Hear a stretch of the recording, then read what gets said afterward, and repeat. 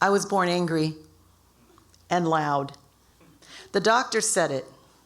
The one who didn't speak my mother's language and kept my father out of the delivery room. So if the doctor said it, then it's true. My face was frowned up, and I stared and screamed at everyone in disgust. Like Spike Lee said, what's wrong with a little anger? The thing people forget is anger comes from somewhere. It has roots. Mine begins when my father's people were forcibly removed from what is now known as Mississippi to what is now Oklahoma, indoctrinated, language erased, their women coveted to steal their land, and every murderous moment written out of history books. My great-grandmother would sit on a lumpy sofa in her single wide, telling me about the Trail of Tears. I told my class this story because knowledge is power, right? For me and for you. The teacher said, it never happened. For the first time ever, I questioned my great-grandmother's stories. I mean, these stories were punctuated by chew spitting into a lined coffee can, so they had to be true. I'd already spent years playing a squaw for Thanksgiving plays, of having schoolmates hold their hand up. How?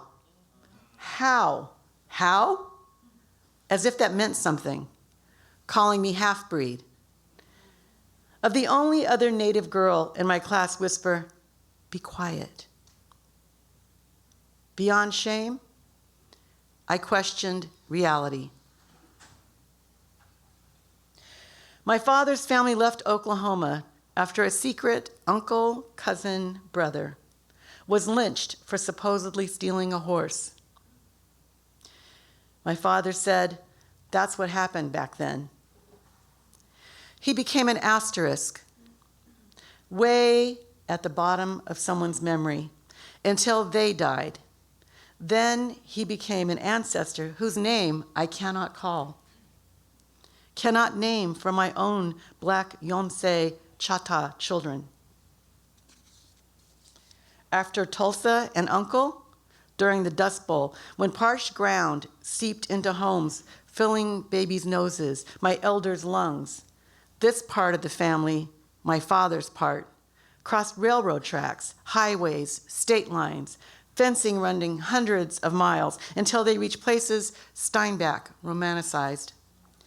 And they began by making sure to stay away from the government. They married out because the lighter you get, the safer life is. Their Indianness slowly faded until a faint tracing is all that's left. My journey is also measured against my mother's. I cannot see the world or this country without considering how she lived on foreign ground, surrounded by a government that blew her city into rubble, her family and friends into ash. It's in the light and dark of her life in America, where she came for freedom, a washing machine, and a GI Bill home. She married my father 10 years after the war ravaged her country, the survivors weary, resentful of its invaders, but putting on that good outside face. You know that face. Bitterly sharing their women with GIs who sometimes married their girlfriends, claimed their biracial children. My lucky mother crossed an ocean to become an alien, a naturalized citizen, bear children, and live disowned by Japan and her family. It was when my father put us on the Greyhound, bound for Oklahoma, that I realized how my mother would cause no problems, even if it meant going without. When the bus stopped at a roadside market, my mother had us choose snacks. She carefully laid out our ice creams, soda, and a sandwich on the counter. I was already standing on tiptoes, chin on the counter, in case my mother needed a translator. So the sunburned-looking white man snarled, "We don't serve your kind," and everything swept away. her carefully counted change shoved back. His black hole mouth called her a squaw. My mother is Japanese, I said. She snatched me so hard my teeth scraped the counter and hurried us back to the long bus with the running dog. She hauled us to the back seats. That's when a black woman in a nice church hat, hands smooth and kind, offered us a thick-crusted sandwich.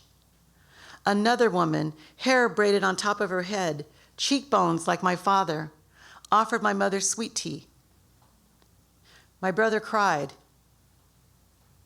My mother, she went into herself. I grew up in towns where people stayed with their own, but in the in-between, no one claims you. I'm not Japanese enough to be Asian. Foreign-born Asians looked down on me. American-born Asians said I wasn't Asian enough to join student clubs.